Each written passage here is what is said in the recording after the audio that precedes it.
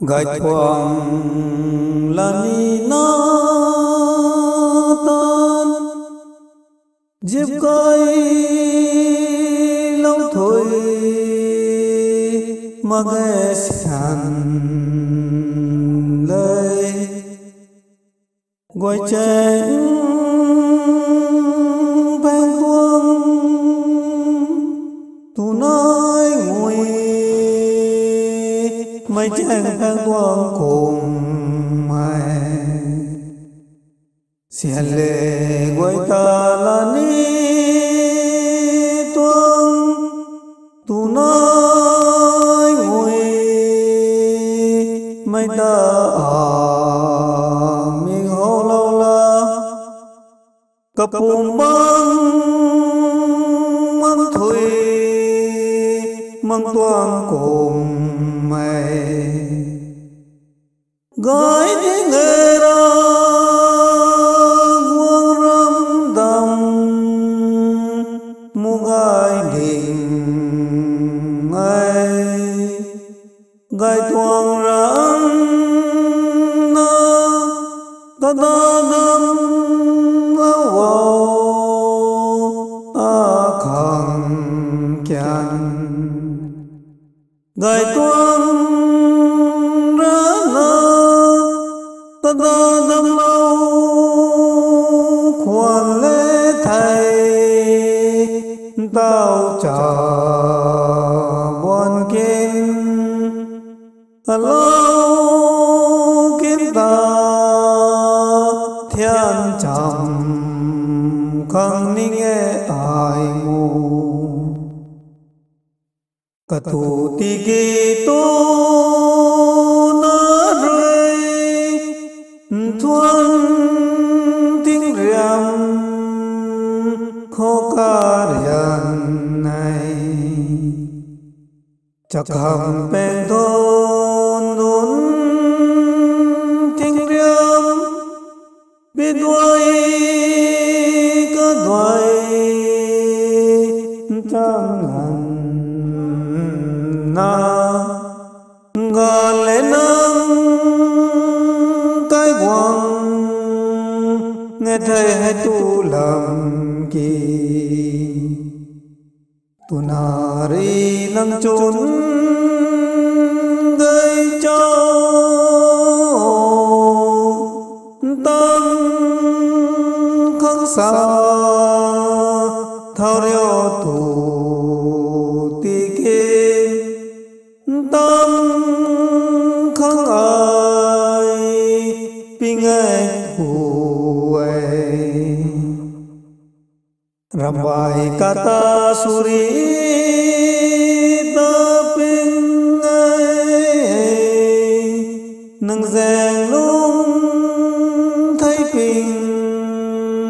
mà ghé tù na quang nằm liang quân rêu xin la tiếng này ta khem na quang ram này mi lời sen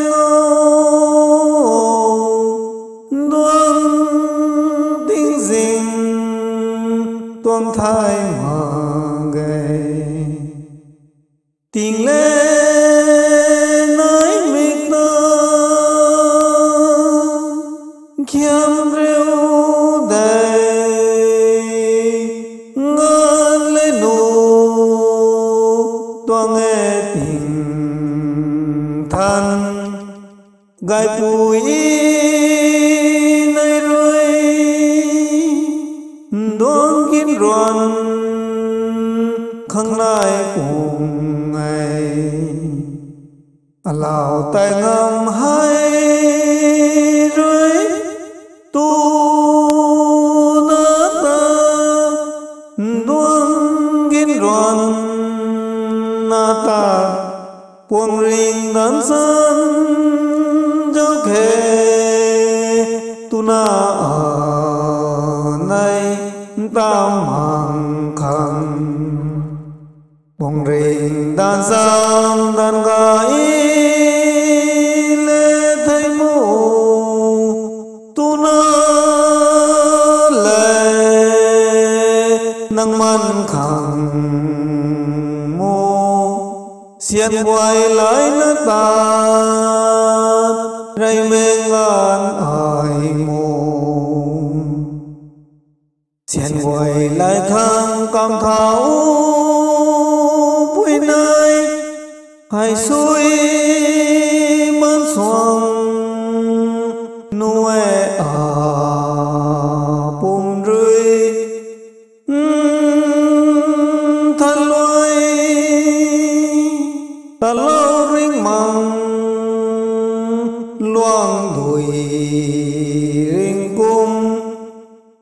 ta quang quay lại